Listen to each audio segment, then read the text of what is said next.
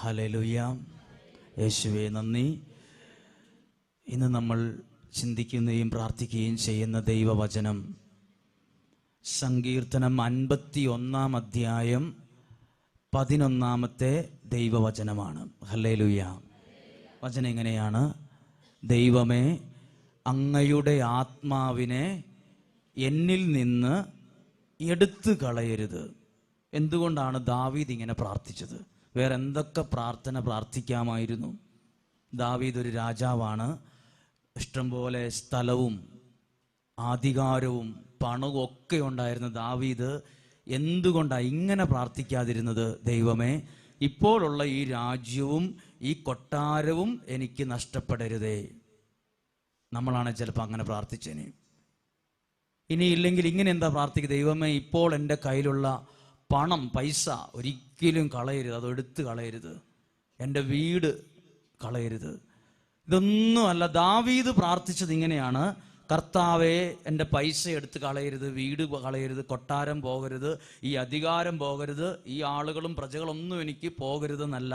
കർത്താവേ, അങ്ങയുടെ ആത്മാവിനെ എൻ്റെ ജീവിതത്തിനകത്തുനിന്ന് എടുത്തു കളഞ്ഞാൽ പോയി. ഹല്ലേലൂയ. ഇതാരും പ്രാർത്ഥിക്കാത്തൊരു പ്രാർത്ഥനയാണ്. നമ്മളാരും, നമുക്ക് പൈസ, വീട്, ജോലി, പറമ്പ്, ചുറ്റുപാടെല്ലാം നമ്മൾ അതിനുവേണ്ടി ഭൗതിക കാര്യങ്ങൾക്ക് വേണ്ടിയാണ് പ്രാർത്ഥിക്കുന്നത്. അധികമാരും പ്രാർത്ഥിക്കുന്നില്ല പരിശുദ്ധാത്മാവിനെ തരണമേ എന്ന് പ്രാർത്ഥിക്കുന്നില്ല. ഹല്ലേലൂയ. ആ വിഷയത്തെ അടിസ്ഥാനപ്പെടുത്തിയാണ് നമ്മളിപ്പോൾ അല്പനേരം ചിന്തിക്കുന്നത്. ഈ ലോകത്തിൽ ഒരു വ്യക്തിക്ക് ലഭിക്കാൻ കഴിയുന്നതിൽ ഏറ്റവും വലിയ അനുഗ്രഹം പരിശുദ്ധാത്മാവിനെ കിട്ടുക എന്നുള്ളതാണ്. ഹല്ലേലൂയ. പരിശുദ്ധാത്മാവുള്ള ഒരു വ്യക്തി എന്ത് കാര്യം ചെയ്താലും അത് വ്യക്തമായി നമുക്ക് തിരിച്ചറിയാൻ പറ്റും. പരിശുദ്ധാത്മാവുള്ളൊരു വ്യക്തി, എന്തൊരു കുടുംബത്തിലെ ഒരു കുടുംബനാഥനാണെങ്കിൽ ആ കുടുംബം കൊണ്ടുപോകുന്നത് കണ്ടാൽ അറിയാം അത് അയാളുടെ ബുദ്ധിയിലും ശക്തിയിലും കഴിവിലും ബിസിനസ്സിലും കൊണ്ടുപോകുന്നതല്ല, അത് ആത്മാവിനാൽ നയിച്ചുകൊണ്ട് പോകുന്നതാണെന്ന് അത് കുടുംബം കണ്ടാൽ അറിയാം. ഒരു വണ്ടി ഓടിക്കുക, ഒന്നും വേണ്ട, സാധാരണ ഡ്രൈവ് ചെയ്യുന്ന ഒരാൾ ആ വണ്ടിയിൽ ഒരു യാത്ര ചെയ്യുമ്പോൾ നമുക്ക് നല്ലപോലെ പരിശുദ്ധാത്മാവിൽ നിറഞ്ഞൊരു വ്യക്തി ആ വാഹനം ഓടിക്കുന്നെങ്കിൽ നമുക്ക് ആ വാഹനത്തിൽ ഇരിക്കുന്നവർക്ക് തന്നെ ഒരു സന്തോഷമായിരിക്കും. വെപ്രാളോ പേടിയോ ഇത് എവിടെയെങ്കിലും പോയി ഇടിക്കോ ഒരു ടെൻഷൻ ഉണ്ടാവില്ല. ആ വാഹനം ഓടിക്കുന്ന അതിൽ പോലും കാണാൻ പറ്റും ഒരു പ്രത്യേകത. പരിശുദ്ധാത്മാവ് ഒരു വ്യക്തിയിൽ നിറഞ്ഞാൽ അതാണ് ഈ ലോകത്തിൽ ഒരു വ്യക്തിക്ക് കിട്ടാവുന്നതിൽ വെച്ച് ഏറ്റവും വലിയ അനുഗ്രഹം പരിശുദ്ധാത്മാവിനെയാണ്. അതുകൊണ്ട് ഒരു ദിവസത്തിൽ ഒരു 300 പ്രാവശ്യമെങ്കിലും പ്രാർത്ഥിക്കണം. 300 പ്രാവശ്യം, കർത്താവേ, അങ്ങയുടെ പരിശുദ്ധാത്മാവിനെ എനിക്ക് തരണമേ. നമ്മളങ്ങനെ നടക്കുമ്പോഴേക്ക് ഉള്ളിൽ പ്രാർത്ഥിച്ചുകൊണ്ടിരിക്കും. വാഹനത്തിൽ പോകും, എല്ലാം നമ്മൾ പ്രാർത്ഥിക്കും, കർത്താവേ, അങ്ങയുടെ പരിശുദ്ധാത്മാവിനെ തരണമേ, പരിശുദ്ധാത്മാവിനെ തരണമേ. പറഞ്ഞേ ഹല്ലേലൂയ, ഹല്ലേലൂയ. നമ്മൾ ഈ കാര്യം പ്രാർത്ഥിക്കാറില്ല. ഒരു കൊച്ചിനെ കൊണ്ട് ഒരു അമ്മച്ചി പ്രാർത്ഥിക്കാൻ വേണ്ടി ഇവിടെ കൊണ്ടുവന്നു. അപ്പോൾ ആ കൊച്ച് നന്നായിട്ട് സ്കൂളിൽ പഠിക്കുന്ന കൊച്ചാണ്. പരീക്ഷ എഴുതുമ്പോൾ ഒരു ചോദ്യക്കടലാസ് കിട്ടുമ്പോൾ ആ ചോദ്യം വായിച്ച് നോക്കുമ്പോൾ എല്ലാ ചോദ്യവും തന്നെ ഉത്തരം അറിയാവുന്ന ചോദ്യമാണ് വന്നിട്ടുള്ളത്. എല്ലാം നന്നായിട്ട് എഴുതണമെന്ന് ആഗ്രഹിച്ച് പേനയൊക്കെ കയ്യിലെടുക്കും. പക്ഷെ ഒരു ചോദ്യം അങ്ങ് വായിച്ച് അതിന് ഉത്തരം എഴുതാൻ വേണ്ടി തുടങ്ങുമ്പോൾ ഒരു 5-6 മിനിറ്റ് സമയം എടുക്കുകയാണ്. പഠിച്ച കാര്യങ്ങൾ അത് കയ്യിലേക്ക് വരുന്നില്ല, അത് എഴുതാൻ പറ്റുന്നില്ല, തുടക്കമൊന്നും കിട്ടുന്നില്ല. അങ്ങനെ ഒരു ചെറിയ ബുദ്ധിമുട്ട്. പക്ഷെ എന്നാലും കുറേ ചോദ്യത്തിന് ഉത്തരവൊക്കെ എഴുതുമെങ്കിലും 2 മണിക്കൂറത്തെ പരീക്ഷയ്ക്ക് സമയം കൃത്യമായിട്ട് ഉപയോഗിക്കാൻ പറ്റാത്തതുകൊണ്ടും മാർക്ക് നല്ല കുറവാണ്. അത് ആ കൊച്ചിന് ഭയങ്കരമായി, പഠിച്ചിട്ടും അത് എഴുതാൻ പറ്റുന്നില്ല. അപ്പോൾ ഈ കൊച്ചിനോട് ഞാൻ പറഞ്ഞു, സമയം കിട്ടുമ്പോഴല്ല, പറ്റുമെങ്കിൽ 300 എണ്ണം ഞാൻ കൊടുത്തിട്ട് 300 പ്രാവശ്യം. എൻ്റെ മനസ്സിൽ അങ്ങനെ ഒരു നമ്പർ വന്നത്. 300 പ്രാവശ്യം സമയം കിട്ടുമ്പോഴൊക്കെ, സ്കൂളിലാണേലും ഇൻ്റർവെല്ലുള്ള സമയത്തും, പരിശുദ്ധാത്മാവേ നിറയണമേ, പരിശുദ്ധാത്മാവേ നിറയണമേ, ഇങ്ങനെ തന്നെ പ്രാർത്ഥിച്ചോളാൻ പറഞ്ഞു. ചെറിയ പ്രാർത്ഥനയാണ്, ഒറ്റ പറച്ചിൽ നമുക്ക് കിട്ടും. അങ്ങനെ ഈ കൊച്ച് പരീക്ഷ എഴുതി. പിന്നീട് തൊട്ട് പരീക്ഷ എഴുതുമ്പോൾ ഒരു മാറ്റം. പഠിച്ച ചോദ്യം കണ്ടാൽ പെട്ടെന്ന് പെട്ടെന്ന് ഒരു ചോദ്യം വായിച്ച് ഉടനെ തന്നെ ഉത്തരം നമ്മുടെ മണ്ടി വന്നു, എഴുതാൻ പറ്റുന്നു, വൃത്തിയായിട്ട് എഴുതും. മുഴുവൻ ചോദ്യത്തിനും ചെറിയൊരു ഉദാഹരണം ഞാൻ പറഞ്ഞതേ ഉള്ളൂ, ചെറിയൊരു കാര്യം. പരിശുദ്ധാത്മാവ് നമ്മളെ അത്ഭുതകരമായി സഹായിക്കും. ഹല്ലേലൂയ. ഉറക്കെ പറയാം ഹല്ലേലൂയ. ഒരു കരം ഉയർത്തി ഉറക്കെ ഹല്ലേലൂയ, ഹല്ലേലൂയ. കരങ്ങൾ താഴ്ത്താം. പരിശുദ്ധാത്മാവ് നമ്മളെ സഹായിക്കും. ഇനി വചനം കേട്ടെ. വിശുദ്ധ ഗ്രന്ഥം, വിശുദ്ധ ലൂക്കായുടെ സുവിശേഷം 11 അധ്യായം 11 മുതലുള്ള തിരുവചനം ഇങ്ങനെയാണ്: നിങ്ങളിൽ ഏതൊരു പിതാവാണ്, ശ്രദ്ധിച്ചു കേട്ടെ, മകൻ മീൻ ചോദിച്ചാൽ പകരം പാമ്പിനെ കൊടുക്കുക, മുട്ട ചോദിച്ചാൽ പകരം തേളിനെ കൊടുക്കുക? മക്കൾക്ക് നല്ല ദാനങ്ങൾ കൊടുക്കാൻ ദുഷ്ടരായ നിങ്ങൾക്ക് പോലും അറിയാമെങ്കിൽ സ്വർഗസ്ഥനായ പിതാവ് തന്നോട് ചോദിക്കുന്നവർക്ക് എത്ര അധികമായി പരിശുദ്ധാത്മാവിനെ നൽകുകയില്ലേ? ഹല്ലേലൂയ. വചനം മനസ്സിലായോ? നോക്കിയ വചനത്തിൽ എഴുതിയിരിക്കുകയാണ്, ഒരു മകൻ അപ്പനോട് ചോദിക്കുകയാണ്, എനിക്ക് അപ്പം വേണം. അപ്പോൾ ആ അപ്പം കൊടുക്കുന്നത് എന്താണ്? അതേ ചോദിച്ച കാര്യം കൊടുക്കും, പകരം വേറൊരു കാര്യം കൊടുക്കില്ല. മീൻ ചോദിച്ചാൽ പകരം ഒരു പാമ്പിനെയോ തേളിനെയോ അല്ല കൊടുക്കുന്നത്, അത് തന്നെ കൊടുക്കും. എന്നിട്ട് എഴുതിയിരിക്കുന്നത് ഇങ്ങനെയാണ്, അങ്ങനെയെങ്കിൽ പരിശുദ്ധാത്മാവിനെയാണ് നിങ്ങൾ ചോദിക്കുന്നതെങ്കിൽ പരിശുദ്ധാത്മാവിനെ തരൂ എന്നല്ല എഴുതിയിരിക്കുന്നത്. ആ ഒരു വാക്യത്തിന് മാത്രം ഒരു പ്രത്യേക ഒരു വിശേഷണം കൊടുത്ത് എഴുതിയിരിക്കുകയാണ്, പരിശുദ്ധാത്മാവിനെ എത്ര അധികമായി. അതാണ് പ്രവാചകൻ പ്രാർത്ഥിച്ചത്, അങ്ങയുടെ ആത്മാവിന്റെ ഇരട്ടി പങ്ക് എനിക്ക് തരണം. ഹല്ലേലൂയ. ഇപ്പൊ നോക്കിയേ, നമ്മൾ എന്ത് ഒരു വീട് ചോദിച്ചാലും, പറമ്പ് ചോദിച്ചാലും, നമ്മുടെ കടബാധ്യത മാറാൻ ചോദിച്ചാലും, രോഗസൗഖ്യം മാറാൻ ചോദിച്ചാലും അതെല്ലാം ദൈവം ചെയ്യുമെങ്കിലും നമ്മൾ പരിശുദ്ധാത്മാവിനാണ് പ്രാർത്ഥിക്കുന്നതെങ്കിൽ ദൈവം പരിശുദ്ധാത്മാവിനെ കൊടുക്കുമെന്നല്ല, പരിശുദ്ധാത്മാവിനെ നമ്മൾ ചോദിച്ചതിന്റെ ഇരട്ടിയായിട്ട് അധികം നൽകും. ഹല്ലേലൂയ. അപ്പൊ നോക്കി, നമ്മൾ ഇന്ന് മുതൽ, അപ്പൊ നിങ്ങൾ ചിലപ്പോൾ ചിന്തിക്കും, ഞാൻ അൽത്താരെ ശുശ്രൂഷ ചെയ്യുന്ന ഒരാളൊന്നും അല്ലല്ലോ, ഞാൻ സാധാരണ ഒരു കുടുംബനാഥനാണല്ലോ, ഞാൻ ബിസിനസ് ചെയ്യുന്ന ഒരാളാണല്ലോ, എനിക്ക് എന്ത് കാണിക്കാൻ ഈ പരിശുദ്ധാത്മാവ്? എന്ത് കാണിക്കാനാണ് ഞാൻ സാധാരണ പഠിച്ചുകൊണ്ടിരിക്കുന്ന ആളാണ്, ഞാൻ അൽത്താരയിൽ വചനം പറയണ കൗൺസിലിംഗ് നടത്തുന്ന ആളൊന്നുമല്ല. കൗൺസിലിംഗ് നടത്തുന്നവർക്കും വചനം പറയുന്നവർക്കും അല്ലേ കൗൺസിലിംഗ് അല്ല പരിശുദ്ധാത്മാവിനെ വേണ്ട നമ്മൾ ചിന്തിക്കും, അല്ലേ? അല്ല. ശ്രദ്ധിച്ചേ, ഇവിടെ ഇരിക്കുന്ന ഓരോ വ്യക്തികൾക്കും ദൈവത്തിന്റെ വാഗ്ദാനമായ പരിശുദ്ധാത്മാവ് വേണം. ഒരു +2 പഠിക്കുന്ന ഒരു കൊച്ചിനോട് വികാരിച്ചൻ പള്ളിയിൽ കപ്പ്യാരില്ലാത്തതുകൊണ്ട് ചോദിച്ചു. വർഷങ്ങൾക്ക് മുമ്പാണ് ചോദിച്ചത്, 7-8 വർഷം മുമ്പാണ് ചോദിച്ചത്, നിനക്ക് കപ്പ്യാരാകാൻ പറ്റുമോടാന്ന് ചോദിച്ചു. അപ്പോൾ ഞാൻ പറഞ്ഞു, പപ്പായോട് ചോദിച്ചിട്ടേ പറ്റുള്ളൂ എന്ന് ഇവൻ പറഞ്ഞു. ഇവൻ വീട്ടിൽ ചെന്ന് പപ്പായോട് ചോദിച്ചു, അമ്മ എങ്ങനെ അച്ഛൻ ചോദിച്ചു കപ്പ്യാരാകാൻ പറ്റുമോ എന്ന് ചോദിച്ചു. ഞാൻ പപ്പായോട് ചോദിക്കട്ടെ എന്ന് പറഞ്ഞു, കണ്ടറാന്ന് പറഞ്ഞു. അപ്പം പറഞ്ഞു, വേണ്ട, അതിൻ്റെ പേര് കപ്പ്യാരൻ, നിന്നെ ഇനി കപ്പ്യാരനെ വിളിക്കുകയുള്ളൂ, പിന്നെ കപ്പ്യാരൻ്റെ അപ്പനാവും കപ്പ്യാരൻ്റെ അമ്മയാവും, കൊണ്ട് നീ ആകുകയെ വേണ്ടെന്ന് പറഞ്ഞു. അപ്പം ഇവനൊരു ആഗ്രഹം, ഈ കപ്പ്യാരായാൽ ഒറ്റ ആഗ്രഹം, സക്രാരിയെ തൊടാൻ പറ്റും. കപ്പ്യാർ, ഇപ്പം നിങ്ങൾ സാധാരണ ഇവിടെ ഈ അടുത്ത് അൾത്താരയുമായി ബന്ധപ്പെട്ട് നിൽക്കുന്നവർക്ക് ഈ സക്രാരിയെ തൊട്ട് പ്രാർത്ഥിക്കാമല്ലോ. ഈ +2 പഠിക്കുന്ന കൊച്ച് ആദ്യം ചിന്തിക്കുകയാണ്, കപ്പ്യാരാവും, അങ്ങനെ പേരും അതൊക്കെ അങ്ങനെ ആവുമെങ്കിലും എനിക്ക് സക്രാരിയെ തൊട്ട് പ്രാർത്ഥിക്കാമല്ലോ. ഇവനേരോ ഈ ക്രിസ്ത്യൻ ധ്യാനത്തിന് വന്നപ്പോൾ ഇവനോട് പറഞ്ഞു, നീ പരിശുദ്ധാത്മാവിൽ നിറയാൻ വേണ്ടി പ്രാർത്ഥിക്കണമെന്ന് പറഞ്ഞു. അപ്പോൾ ഇവനിങ്ങനെ എന്നും പ്രാർത്ഥിക്കുമെങ്കിലും പരിശുദ്ധാത്മാവ് കിട്ടിയെന്നൊരു തോന്നലോ ഒരു അനുഭവം ഒന്നുമില്ല, സാധാരണ പോലെ തന്നെ. അപ്പോൾ ഈ വ്യക്തി വീട്ടിൽ ചെന്നൊരു നുണ പറഞ്ഞു. അച്ഛൻ എന്നെ ഇങ്ങനെ നിർബന്ധിച്ച് പള്ളിമുറിയിലേക്ക് വിളിച്ചിട്ട് പറഞ്ഞു, നീ അങ്ങ് ആയാൽ മതി, നിന്നെ അപ്പോയിന്റ് ചെയ്തിരിക്കുന്നു എന്നാണ് അച്ഛൻ അങ്ങനെ പറഞ്ഞിട്ടില്ല. ഇവന് അപ്പൻ്റെ അടുത്ത് പിടിച്ചു നിൽക്കാനും സമ്മതം കിട്ടാൻ വേണ്ടി ഈ കാര്യം അങ്ങ് പറഞ്ഞു. അങ്ങനെ അച്ഛൻ പറഞ്ഞതാണ്, നീ പൊക്കോളാം. ഈ അപ്പൻ സമ്മതിക്കുകയും ചെയ്തു.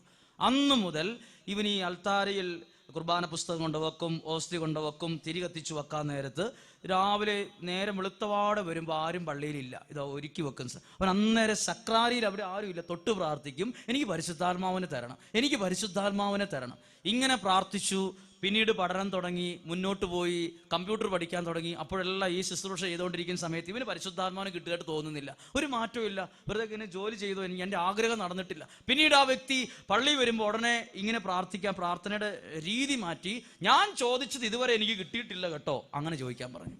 അങ്ങനെ ചോദിച്ചു. അതായത് പിന്നീട് ഈ വ്യക്തി അൽത്താരെ വരുമ്പം ഈ സക്രാരിയെ തൊട്ട് പ്രാർത്ഥിക്കും, ഞാൻ ചോദിച്ചത് ഇന്ന് വരെ എനിക്ക് തന്നിട്ടില്ല കേട്ടോ, ഞാൻ ചോദിച്ചത് എനിക്ക് ഇന്ന് വരെ കിട്ടിയിട്ടില്ല കേട്ടോ, ഇങ്ങനെ തന്നെ പ്രാർത്ഥിക്കാൻ തുടങ്ങി.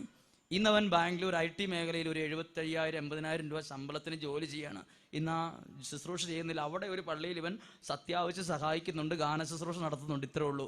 അപ്പോൾ ആ വ്യക്തി പറഞ്ഞതാണ്, ഞാൻ +2 പഠിക്കുന്ന കാലം കപ്പ്യാരായത് എൻ്റെ അപ്പം പോലും എനിക്ക് എതിരായിരുന്നു, അപ്പോഴും എനിക്ക് സക്രാരിയിൽ തൊട്ട് പരിശുദ്ധാത്മാവിനെ തരണമേ എന്ന് പ്രാർത്ഥിക്കാമല്ലോ എന്ന് വിചാരിച്ച് ഞാനായി. ഇന്ന് ഞാൻ ഈ നിലയിലായിരിക്കുന്നെങ്കിൽ അതെൻ്റെ പരിശുദ്ധാത്മാവിൻ്റെ ഒരു ശക്തിയാണ് എന്ന് ആ വ്യക്തി ഇവിടെ വന്നൊരിക്കൽ പറഞ്ഞു. ഹല്ലേലൂയ. അറിഞ്ഞു? ഹല്ലേലൂയ. ഇപ്പൊ നോക്കിയേ, നമ്മൾ വിചാരിക്കുന്നേക്കാൾ അത്ഭുതം ഈശോ പറഞ്ഞൊരു വാക്കാണ്, ചോദിക്കുന്നവർക്ക് അത്രയധികമായി പരിശുദ്ധാത്മാവിനെ നൽകുകയില്ലേ? ഇനി നിങ്ങളുടെ മക്കൾ പഠിച്ച് ഡോക്ടറാകണം, എഞ്ചിനീയർ ആകണം, അങ്ങനെയല്ല നിങ്ങൾ പ്രാർത്ഥിക്കേണ്ടത്. എൻ്റെ കുഞ്ഞിനെ പരിശുദ്ധാത്മാവ് കൊണ്ട് നിറയ്ക്കണമേ, എൻ്റെ ഭർത്താവിനെ പരിശുദ്ധാത്മാവ് കൊണ്ട് നിറയ്ക്കണമേ, എൻ്റെ കുടുംബജീവിതത്തെ പരിശുദ്ധാത്മാവ് കൊണ്ട് നിറയ്ക്കണം. ഇങ്ങനെ ഒന്ന് പ്രാർത്ഥിച്ച് നോക്കിക്കേ. ഇന്നു മുതൽ നിങ്ങൾ ഇങ്ങനെ ഒന്ന് പ്രാർത്ഥനയുടെ രീതി ഒന്ന് മാറ്റി നോക്കിക്കേ.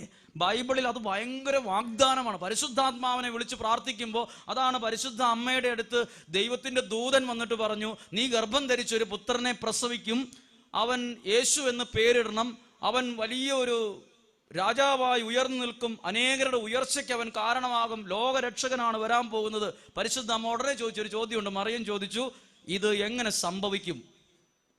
നോർമലായിട്ടൊരു ചോദ്യമാണ് ചോദിച്ചത്. എങ്ങനെ സംഭവിക്കും? എനിക്കറിയാൻ പാടില്ലല്ലോ, ഇത് അസാധ്യമായൊരു കാര്യമാണ് താനും. അപ്പോൾ ദൈവത്തിന്റെ ദൂതൻ കൊടുത്തൊരു മറുപടി എന്താണ്? ലൂക്കാസ് സുവിശേഷത്തിലുണ്ട്, പരിശുദ്ധാത്മാവ് നിന്റെ മേൽ വരും. അതാണ് ഒരു ചോദ്യത്തിന് കൊടുത്ത ഉത്തരം. ഹല്ലേലൂയ. ഇപ്പൊ ദൈവവചനം കേൾക്കുന്ന നിങ്ങൾ ഓർക്കും, ഈ കടബാധ്യത എങ്ങനെ മാറും? എൻ്റെ മക്കളൊക്കെ എങ്ങനെ മാറും? ഈ മദ്യപാനം മാറുമോ? ഈ ചീത്ത സ്വഭാവം മാറുമോ? എൻ്റെ കുടുംബം രക്ഷപ്പെടുമോ? എനിക്ക് നല്ലൊരു ജീവിതം ഉണ്ടാവുമോ? ഇങ്ങനെ ചിന്തിക്കുന്ന നിങ്ങളൊരു കാര്യം കേട്ട്, ഇതെങ്ങനെ സംഭവിക്കും? നമ്മുടെയും ചോദ്യം, ഇതെങ്ങനെ സംഭവിക്കും? എനിക്ക് നല്ലൊരു വീട് വെക്കാൻ പറ്റുമോ? ഇതെങ്ങനെ സംഭവിക്കും? ഒരു പ്രതീക്ഷയില്ല. പക്ഷെ നിങ്ങൾ ഓർത്തോ, അതിന് ഉത്തരവ് ഇത്, ഒറ്റ ഉത്തരവേ ഉള്ളൂ, പരിശുദ്ധാത്മാവ് വരും, അപ്പോൾ അവിടെ ശക്തി പ്രാപിക്കും. ഹല്ലേലൂയ. ഒന്നും വേണ്ട, ഇവിടെ അടുത്ത് തന്നെ ഒരു സ്ഥലത്ത് ഒരു കച്ചവടക്കാരൻ വന്നിട്ട് പറഞ്ഞു, എൻ്റെ കച്ചവട സ്ഥാപനത്തിൽ ആള് കയറുന്നില്ല, പൈസയൊന്നുമില്ല, വരുമാനമില്ല.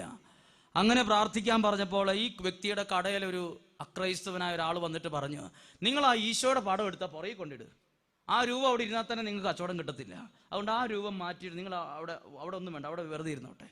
ഈ വ്യക്തി കച്ചവടം കിട്ടുമല്ലോ എന്ന് വിചാരിച്ച് ആ രൂപ എടുത്ത് പുറകെ കൊണ്ടുപോയി. ആണി മാത്രമേ ഉള്ളൂ അവിടെ, ഒരു ആണി വെച്ചിട്ടുണ്ട്. അപ്പൊ ഇയാൾ പറഞ്ഞു, ഈശോയുടെ പടം മാറ്റിയിട്ടും വലിയ മെച്ചമൊന്നുമില്ല, അതേപോലെ തന്നെ പോയിക്കൊണ്ടിരിക്കുകയാണ്. ഇയാൾ കച്ചവടം കിട്ടാൻ വേണ്ടി രൂപം മാറ്റി എന്നോർത്ത് കച്ചവടം കിട്ടിയല്ല.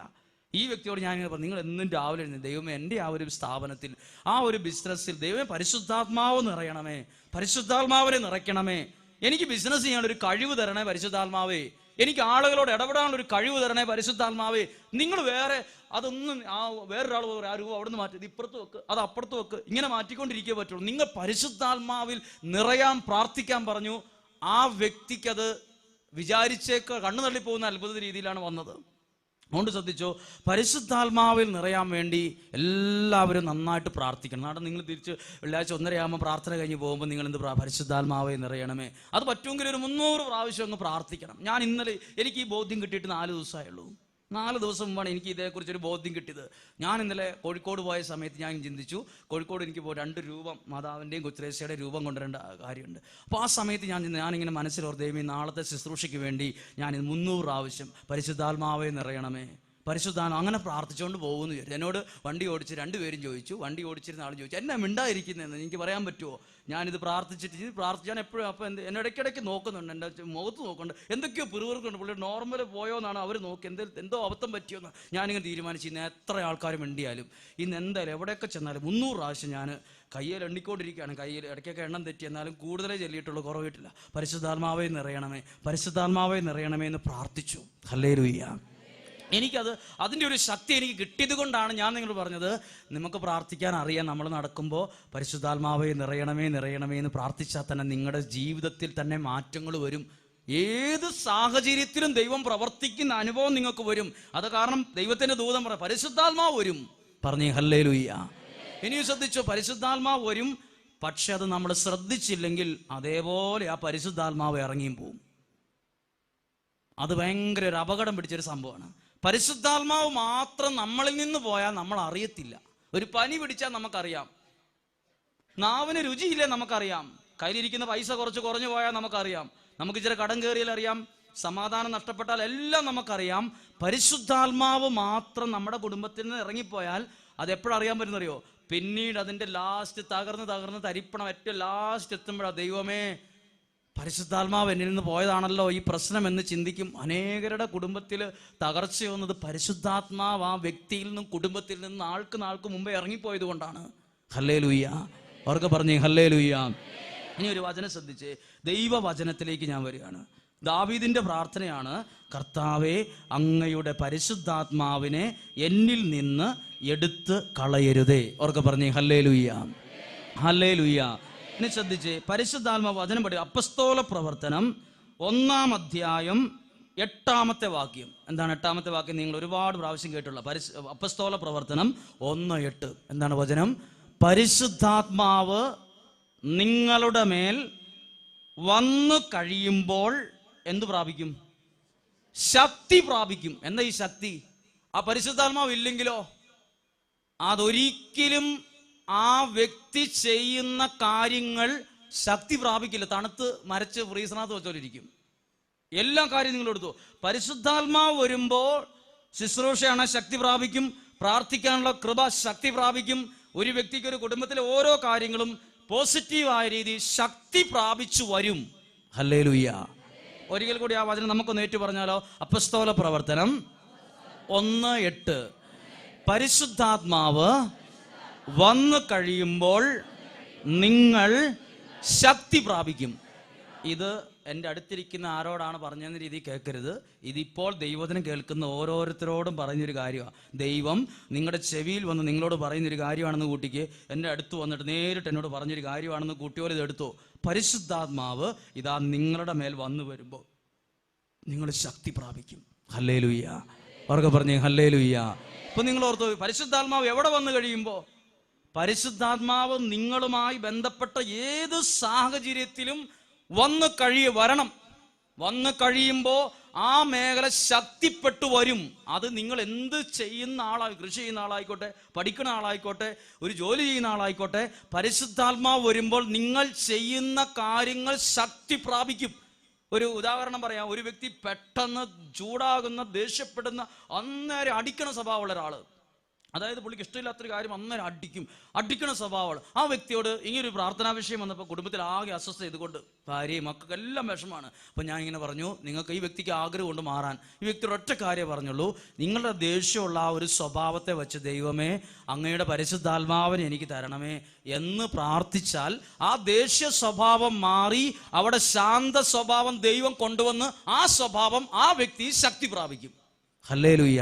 അപ്പം നിങ്ങൾ ശ്രദ്ധിച്ചോ, പരിശുദ്ധാത്മാവ് വരുമ്പോൾ നമ്മളിൽ നിന്ന് നമ്മൾ മാറ്റാൻ ഉദ്ദേശിക്കുന്ന കാര്യങ്ങൾ മാറി അവിടെ ദൈവത്തിന്റെ കൃപ ശക്തി പ്രാപിക്കാൻ തുടങ്ങും. നിങ്ങളുടെ കുടുംബത്തിൽ നിങ്ങൾ സന്ധ്യാപ്രാർത്ഥന നടക്കുമ്പോൾ നിങ്ങൾ പ്രാർത്ഥിക്കുക, ദൈവമേ എൻ്റെ കുടുംബത്തിൽ പരിശുദ്ധാത്മാവിനെ തരണമേ എന്ന് ആളുകൾ പ്രാർത്ഥിക്കുമ്പോൾ നിങ്ങളുടെ കുടുംബത്തിൽ പരിശുദ്ധാത്മാവ് വന്ന് അവിടെ നിന്ന് മാറ്റേണ്ടതിനെ മാറ്റി അവിടെ ദൈവകൃപയുടെ അനുഗ്രഹത്തിന്റെ വഴി തുറന്ന് ആ മേഖല ശക്തിപ്പെട്ടു വരുന്നത് നിങ്ങൾക്ക് തന്നെ ഫീൽ ചെയ്യും.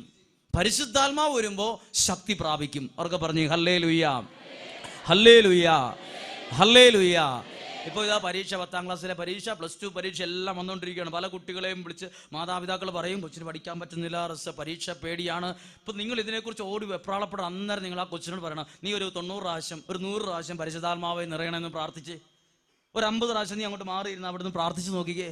അങ്ങനെ ആ കൊച്ചിനോട് തന്നെ പ്രാർത്ഥിക്കാൻ പറയുക. 100 സ്ഥലത്തേക്ക് പ്രാർത്ഥന ചോദിച്ച് വിളിക്കുന്നേക്കാൾ 100 മടങ്ങ് ഇഫക്റ്റാണ്.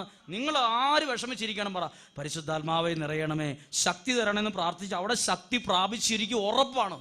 ഹല്ലേലൂയ. അവർക്ക് പറഞ്ഞേ ഹല്ലേലൂയ. ഇനി പരിശുദ്ധാത്മാവ് ശക്തി പ്രാപിക്കാൻ ഒരു പ്രത്യേക ഒരു കാര്യം ശ്രദ്ധിച്ചേ. പരിശുദ്ധാത്മാവ്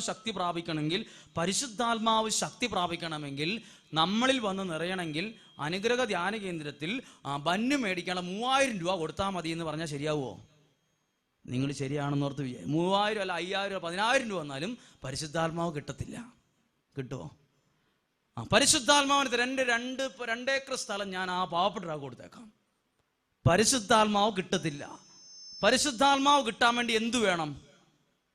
പരിശുദ്ധാത്മാവ് കിട്ടാൻ വേണ്ടി ഒരു കാര്യമാണ്, നമ്മളുടെ മനസ്സും ഹൃദയവും വിശുദ്ധമായിരിക്കണം. പാപം പറ്റിപ്പിടിച്ചിരിക്കുന്ന ഒരു ശരീരമാണ് നമ്മുടേതെങ്കിൽ പരിശുദ്ധാത്മാവ് ഇറങ്ങിപ്പോകും. ഹല്ലേലൂയ.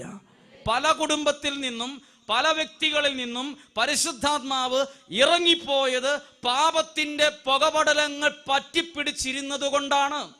അതാ പലരും ശക്തി പ്രാപിക്കാത്തത്. എന്ത് ചെയ്താലും വിജയിക്കുന്നില്ല. കൃഷി ചെയ്തു, ഇഞ്ചി നടാൻ പോയി, വാഴ നട്ടു, ഒന്നും ശരിയാകുന്നില്ല. പരിശുദ്ധാത്മാവ് വന്നാൽ നിങ്ങൾ നടുന്ന ഒരു കാന്താരി പോലും അതിന്റെ ഗുണവും ശക്തിയും അത് പ്രകടിപ്പിക്കും. പരിശുദ്ധാത്മാവ് വന്നാൽ ശക്തി പ്രാപിക്കും. പരിശുദ്ധാത്മാവ് വരണമെങ്കിൽ ഒന്നാമത്തെ അടിസ്ഥാന യോഗ്യത പൈസ കൊടുക്കുകയോ, അവിടെ ഇന്ന പൈസ പള്ളിയിൽ ഒരു 50 കുർബാനയ്ക്ക് പൈസ കൊടുക്കുകയോ, പള്ളി പിരിവ് ഒരു 5000 രൂപ കൂട്ടിക്കൊടുക്കുകയോ, ഇതൊന്നും ഒരു കാര്യമുള്ള കാര്യമല്ല. പരിശുദ്ധാത്മാവ് വരണമെങ്കിൽ അടിസ്ഥാന യോഗ്യത ദൈവം കൊടുക്കുന്നത് വിശുദ്ധമായൊരു മനസ്സും ഹൃദയവുമാണ്. അവർക്ക് പറഞ്ഞു ഹല്ലേലൂയ. അതാണ് അപ്പസ്തോല പ്രവർത്തനം 8-ാം അധ്യായത്തിൽ ഇതാ ശിമയോൻ എന്ന് പേരുള്ള ഒരു വ്യക്തി. ഈ വ്യക്തിയുടെ ഒരു പ്രത്യേകത, പേര് നല്ല ക്രിസ്ത്യാനിയുടെ ഒരു പേരായിട്ട് നമുക്ക് തോന്നും. ശിമയോൻ നല്ല പേരല്ലേ? പക്ഷേ ഈ ശിമയോൻ ഇച്ചിരി മന്ത്രവാദവും ഇച്ചിരി കൂടോത്രവും ഇച്ചിരി പൊടിവിദ്യയൊക്കെ അറിയാവുന്ന ആളാണ്. അതുകൊണ്ട് ഇച്ചിരി പൊടിവിദ്യയൊക്കെ അറിയാമെങ്കിൽ ഒരു നാട്ടിലൊക്കെ അത്യാവശ്യമൊക്കെ പിടിച്ചു നിൽക്കാൻ പറ്റും. ആളുകളൊക്കെ പല കാര്യത്തിനും വരും. അങ്ങനെ ഒരാളുടെ പേരാണ് അപ്പസ്തോല പ്രവർത്തനം 8-ാം അധ്യായത്തിൽ കാണും ശിമയോൻ. ഈ ശിമയോൻ ഇങ്ങനെ ഓരോ കാര്യങ്ങൾ ചുപ്പടിവിദ്യകളൊക്കെ ചെയ്ത് ആളുകളെയൊക്കെ പറ്റിച്ചിങ്ങനെ മുന്നോട്ട് പോകുന്ന സമയത്താണ് പീലിപ്പോസ് എന്ന വ്യക്തിയും യേശുക്രിസ്തുവിന്റെ ശിഷ്യന്മാരും ആ സ്ഥലത്ത് വരുന്നത്. അവർ വരുമ്പോൾ അവർ മന്ത്രവാദോ കൂടോത്ര ഇതൊന്നുമല്ല പ്രശ്നം. അവർ പരിശുദ്ധാത്മാവിനെ വിളിച്ച് പ്രാർത്ഥിക്കാൻ തുടങ്ങി, പരിശുദ്ധാത്മാവിനെ വിളിച്ച് ശുശ്രൂഷ ചെയ്യാൻ തുടങ്ങി.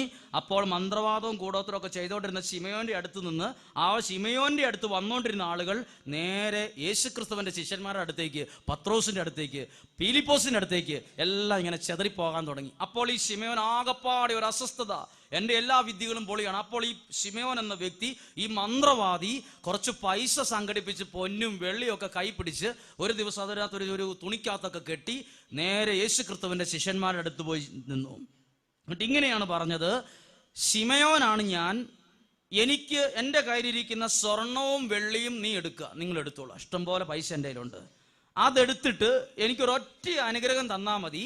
നിങ്ങൾ ശുശ്രൂഷ ചെയ്യുമ്പോൾ നിങ്ങളിലൂടെ വന്ന് പ്രവർത്തിക്കുന്ന പരിശുദ്ധാത്മാവിനെ ഈ പണം സ്വീകരിച്ച് എനിക്ക് തരിക.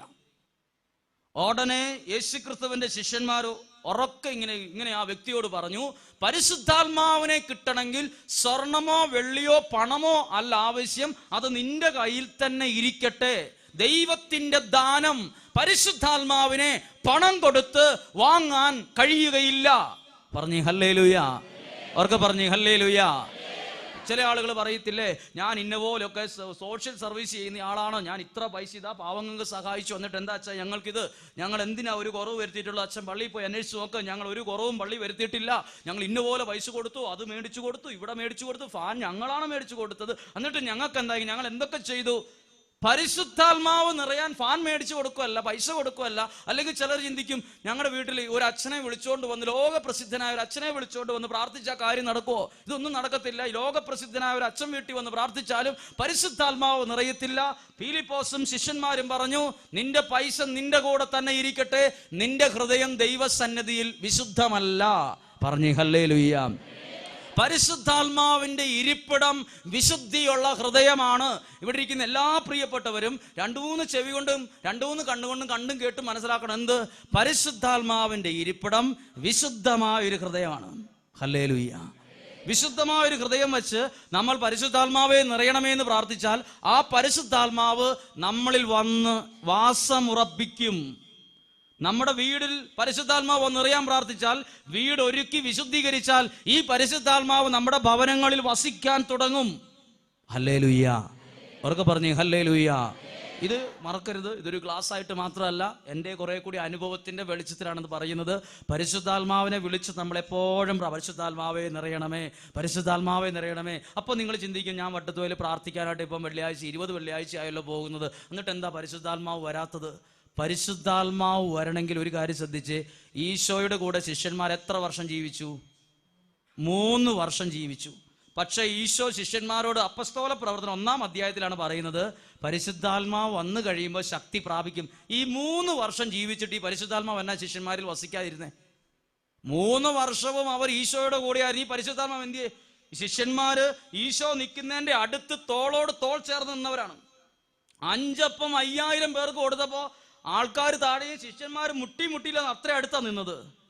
കുഷ്ഠരോഗിയെ സുഖപ്പെടുത്തിയപ്പോഴും അത് വളരെ അടുത്ത് നഗ്നനേത്രങ്ങൾ കൊണ്ട് കണ്ടതാ ഇവര്. എന്നിട്ട് എന്താ ശക്തി പ്രാപിക്കാഞ്ഞത്? 5000 പേര് ദൈവവചനം കേട്ടപ്പോഴും ആ കൂട്ടത്തിലും ഈ ശിഷ്യന്മാരുണ്ട്. എന്താ ശക്തി പ്രാപിക്കാഞ്ഞത്? ശ്രദ്ധിച്ച്, ദൈവവചനം കേട്ടപ്പോഴോ 5 അപ്പം 5000 പേർക്ക് കൊടുക്കുന്നത് കണ്ടപ്പോഴോ ഒരു കുഷ്ഠരോഗി ഇങ്ങനെ പെട്ടെന്ന് കൈക്ക് പിടിച്ച് എഴുന്നേപ്പിച്ച് സുഖം കൊടുത്തപ്പോഴോ ഒന്നും പരിശുദ്ധാത്മാവ് അവരിൽ നിറഞ്ഞില്ല. പറഞ്ഞേ ഹല്ലേലൂയ. പരിശുദ്ധാത്മാവ് നിറയാൻ വേണ്ടി ഒരു കാര്യം പറഞ്ഞു, പരിശുദ്ധാത്മാവിനോട് നിങ്ങൾ ആഗ്രഹിച്ച് ആഗ്രഹിച്ച് പ്രാർത്ഥിക്കുക, പരിശുദ്ധാത്മാവ് വരും, അപ്പോൾ നിങ്ങൾ ശക്തി പ്രാപിക്കും. അങ്ങനെ ശിഷ്യന്മാരും പരിശുദ്ധ അമ്മയും ഒരു സ്ഥലത്ത് ഒരുമിച്ച് കൂടി. അവർ ഒരുമിച്ച് ദൈവത്തെ വിളിച്ചു. എന്തിനു പ്രാർത്ഥിച്ചു? പരിശുദ്ധാത്മാവേ നിറയണമേ എന്ന് പ്രാർത്ഥിച്ചപ്പോഴാണ് പരിശുദ്ധാത്മാവ് വന്നത്. പറക്കെ പറഞ്ഞു ഹല്ലേലൂയാ, ഹല്ലേലൂയാ. ഈ വചനം കേട്ടേ. ശിമയോൻ എന്ന വ്യക്തി ഇത് കേട്ടപ്പം ഈ ശിഷ്യന്മാരോട് ചോദിച്ചു, പരിശുദ്ധാത്മാവിനെ കിട്ടാൻ പണമോ വെള്ളിയോ ഒന്നുമല്ല, പിന്നെ എന്നാ വേണ്ടതെന്ന് ചോദിച്ചു. അപ്പോൾ യേശുക്രിസ്തുവിന്റെ ശിഷ്യന്മാർ ഇപ്രകാരം ഒരു മറുപടി കൊടുത്തു: നിന്റെ ഹൃദയം ദൈവസന്നിധിയിൽ വിശുദ്ധീകരിക്കുക. ഒന്നാമത്തെ കാര്യം പറഞ്ഞു ഹല്ലേലൂയ. ഒന്നും കൂടെ, പരിശുദ്ധാത്മാവ് നിറയാൻ വേണ്ടി യേശുക്രിസ്തുവിന്റെ ശിഷ്യന്മാർ പത്രോസ്, പീലിപ്പോസ് എന്നീ വ്യക്തികൾ ശിമയോനോട് ഉപദേശം കൊടുക്കുക. നീ 3 കാര്യം ചെയ്താൽ പരിശുദ്ധാത്മാവ് നിന്റെ മേൽ വരും. എന്തൊക്കെ 3 കാര്യങ്ങൾ? 1, നിന്റെ ഹൃദയം വിശുദ്ധീകരിക്കുക.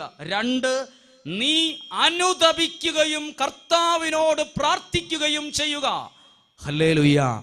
ഒന്ന് കേട്ടെ, 3 കാര്യങ്ങൾ. 1, നിന്റെ ജീവിതം ക്രമീകരിക്കുക, നിന്റെ ഹൃദയം വിശുദ്ധീകരിക്കുക. 2, നീ ദൈവത്തോട് അനുതപിക്കുക. 3, അനുതപിച്ച് ഈശോയോട് പ്രാർത്ഥിക്കുക. പരിശുദ്ധാത്മാവ് വരും, പൈസ നിന്റെ കൂടെ ഇരിക്കട്ടെ. ഹല്ലേലൂയ. അവർക്ക് പറഞ്ഞു ഹല്ലേലൂയ. പണം കൊടുത്താൽ പൈസ കിട്ടുമെങ്കിൽ നല്ല സമ്പന്നരായ ആളുകൾ പൈസയായിട്ട് വന്ന് പരിശുദ്ധാത്മാവിനെ മേടിച്ചു കൊണ്ടുപോയനേയും.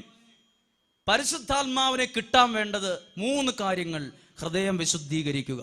ഇനി ഒരു കാര്യം കേട്ടെ, പരിശുദ്ധാത്മാവ് വന്നാൽ സകല തടസ്സങ്ങളും മാറും. പല ആളുകളുടെ തടസ്സങ്ങൾ, ചിലപ്പോൾ വിവാഹം നടക്കുന്നില്ല, സ്ഥലം വിൽപ്പന നടക്കുന്നില്ല, കുടുംബത്തിലെ പ്രശ്നമാണ്, ഒന്നും മാറുന്നില്ല, എല്ലാം ഇങ്ങനെയാണ്. പരിശുദ്ധാത്മാവ് വരുമ്പോൾ തടസ്സങ്ങൾ മാറും, ബന്ധനങ്ങളെല്ലാം മാറിപ്പോകും. ഹല്ലേലൂയ. അവർക്ക് പറഞ്ഞേ ഹല്ലേലൂയ. ഇവിടെ ഇരിക്കുന്ന നിങ്ങൾക്ക് അറിയാൻ പറ്റും പരിശുദ്ധാത്മാവ് എൻ്റെ ജീവിതത്തിലുണ്ടോ അതോ ഭയങ്കര തടസ്സങ്ങളാണോ. പരിശുദ്ധാത്മാവ് ഇല്ലാത്തൊരവസ്ഥ നിങ്ങൾക്ക് ഫീൽ ചെയ്യുന്നുണ്ടെങ്കിൽ പരിശുദ്ധാത്മാവിനെ വിളിച്ചു പ്രാർത്ഥിക്കുമ്പോൾ നിങ്ങളുടെ കണ്ണുകൾ കൊണ്ട് കാണത്തക്ക രീതിയിൽ തടസ്സങ്ങളും ബന്ധനങ്ങളും മാറി നിങ്ങളുടെ ജീവിതം ഒന്നിനൊന്നിനെ മേൽഗതി പ്രാപിക്കും. അല്ലെങ്കിൽ കിണറ്റി കിടക്കുന്ന തവളയുടെ അവസ്ഥയായിരിക്കും. കിണറ്റി കിടക്കുന്ന തവളെ ഓർക്കും, കിണറ്റിൽ നിന്ന് മുകളിൽ നിന്ന് ചാടി കയറി ഞാൻ രക്ഷപ്പെടും, ഇതാ ഇങ്ങനെ ഓരോ അരപ്രൈസ് പോലെ ഉണ്ട്, ഞാൻ ഒന്ന് കയറി അടുത്ത ചാട്ടത്തിൽ അപ്പുറത്ത് കയറി ഞാൻ അങ്ങനെ കയറുമെന്ന് തവള വിചാരിക്കും. അങ്ങനെ ആഗ്രഹിച്ച് ഈ തവള പരിശ്രമിച്ച് ഒറ്റ ചാട്ടത്തിന് ആദ്യത്തെ പടിയെ കയറിയിരിക്കും. രണ്ടാമത്തെ ചാട്ടം തവള ആഗ്രഹിക്കുന്ന അടുത്ത സ്റ്റെപ്പാണ്, ചാടി വീഴുന്നത് വെള്ളത്തിലായിരിക്കും, അതേ കുഴിയിലേക്ക് വീണ്ടും വീഴും. അനേക ആളുകളുടെ അവസ്ഥ ഇങ്ങനെയാണ്. ഉയരണമെന്ന് ആഗ്രഹമുണ്ട്, അതിനുവേണ്ടി മരിച്ചു കിടന്ന് പണിയെടുക്കും. പക്ഷെ ഒരു സ്റ്റെപ്പ് ഉയരും, അടുത്ത സ്റ്റെപ്പ് നേരെ നഷ്ടത്തിന്റെ കൂപ്പുകുത്തും. ശ്രദ്ധിച്ചേ, പരിശുദ്ധാത്മാവ് നിറഞ്ഞാൽ നിങ്ങൾ മേൽഗതി പ്രാപിക്കും, ഉയർച്ച പ്രാപിക്കും. അവർക്ക് പറഞ്ഞേ ഹല്ലേലൂയ. ഒരു കരം ഉയർത്തി ഉറക്കെ സന്തോഷത്തോടെ ഹല്ലേലൂയ, ഹല്ലേലൂയ, ഹല്ലേലൂയ. ഇതാ ഇനി അടുത്തത് വളരെ പ്രധാനപ്പെട്ടതാണ്. പരിശുദ്ധാത്മാവ് വന്നാൽ ശക്തി പ്രാപിക്കുമെന്ന് നിങ്ങൾ കേട്ടു. ഇനി ഒരു കാര്യം കേട്ടെ, പരിശുദ്ധാത്മാവ് നമ്മളിൽ നിന്ന് ഇറങ്ങിപ്പോയാൽ അത് നമ്മുടെ തകർച്ചയാണ്. പരിശുദ്ധാത്മാവ് നമ്മുടെ കുടുംബത്തിൽ നിന്ന് ഇറങ്ങി അങ്ങ് പോയാൽ അത് നമ്മുടെ പരാജയമാണ്, ആരായാലും. അതാണ് ന്യായാധിപന്മാരുടെ പുസ്തകത്തിൽ 16-ാം അധ്യായത്തിൽ കാണുന്നൊരു വ്യക്തിയാണ് സാംസൺ. സാംസൺ എന്ന് പറഞ്ഞാൽ ആരാണെന്ന് നിങ്ങൾക്ക് ബൈബിൾ വായിച്ചാൽ ശരിക്കും മനസ്സിലാകും. അതായത് 16-ാം അധ്യായം 13, 14, 15 ഒക്കെ വായിച്ചാൽ മതി. ന്യായാധിപന്മാരുടെ പുസ്തകത്തിൽ പരിശുദ്ധാത്മാവ് നിറഞ്ഞ വ്യക്തിയാണ് ആര്? സാംസൺ. പരിശുദ്ധാത്മാവിൽ നിറഞ്ഞിട്ട് ഏത് യുദ്ധവും അത്ഭുതകരമായി വിജയത്തിൽ കൊണ്ടുചെന്നെത്തിച്ച ആളാണ് സാംസൺ. പക്ഷെ ഈ സാംസന് ഒരു തെറ്റായ പ്രേമം പിടികൂടി. ഒരു സ്ത്രീയുമായി സാംസൺ ഇഷ്ടത്തിലായി. അതാണ് സാംസന്റെ ജീവിതത്തിലെ തകർച്ചയ്ക്കുള്ള ആ ഇഷ്ടപ്പെട്ട സ്ത്രീയുടെ പേര് ദലീല എന്നാണ്. സാംസന് പിന്നെ വേറെ ദൈവോചനോ പരിശുദ്ധാത്മാവോ ഒന്നും കേൾക്കണ്ട, ദലീല മാത്രമായി മുഴുവൻ. അങ്ങനെ ഈ സാംസൺ ദലീലയെ സ്നേഹിക്കാൻ തുടങ്ങി. പതുക്കെ പതുക്കെ ദൈവത്തിൽ നിന്നകന്ന് ചെറിയ ചെറിയ പാപത്തിന്റെ മേഖലയിലേക്ക് കൂപ്പുകുത്താൻ തുടങ്ങിയപ്പോഴേ പരിശുദ്ധാത്മാവ് ഈ സാംസണിൽ നിന്ന് ഇറങ്ങിപ്പോയി. ബൈബിൾ എഴുതിയിരിക്കുകയാണ്, തന്നെ പരിശുദ്ധാത്മാവ് വിട്ടുപോയ കാര്യം സാംസൺ മാത്രം അറിഞ്ഞില്ല. ഇത്രയും പേര് കേട്ട് പരിശുദ്ധാത്മാവ് നമ്മളിൽ നിന്ന് ഇറങ്ങിപ്പോയാൽ, നമ്മുടെ കുടുംബത്തിൽ നിന്ന് ഒരു ദൈവാനുഗ്രഹം പോയാൽ ചിലപ്പോൾ നമ്മൾ മാത്രം അത് അറിയില്ല. ഇത് ഏറ്റവും വലിയൊരു തകർച്ചയാണ്. ഹല്ലേലൂയ. അവർക്ക് പറഞ്ഞേ ഹല്ലേലൂയ. പരിശുദ്ധാത്മാവ് നമ്മളിൽ നിന്ന് ഇറങ്ങിപ്പോയാൽ ചിലപ്പോൾ നമ്മൾ മാത്രം, സാംസൺ അറിഞ്ഞില്ല. എന്താ സാംസൺ എന്ന് പരിശുദ്ധാത്മ അറിയും? ആ സാംസന്റെ ശരീരം പതുക്കെ പതുക്കെ ജഡിക പാപത്തിലേക്ക് നീങ്ങി. സാംസന്റെ കണ്ണും ഹൃദയവും മനസ്സും ശരീരവും ജീവനും പതുക്കെ പതുക്കെ ദലീല മാത്രമായി പാപത്തിന്റെ മേഖലയിലേക്ക് കൂപ്പുകുത്താൻ തുടങ്ങിയപ്പോൾ ദൈവം സാംസന് കൊടുത്ത ദൈവത്തിന്റെ ദാനമായ പരിശുദ്ധാത്മാവ് ഇറങ്ങിപ്പോയി. ഇനി നമ്മൾ ഒന്ന് ചിന്തിച്ചു നോക്കിക്കേ, നമ്മൾ പാപത്തിലേക്ക് കൂപ്പുകുത്തിയപ്പോൾ പരിശുദ്ധാത്മാവ് ഇറങ്ങിപ്പോയ 100 അനുഭവങ്ങൾ നമ്മുടെ ജീവിതത്തിലും കാണും. അതുകൊണ്ടാണ് ഫിലിപ്പോസ്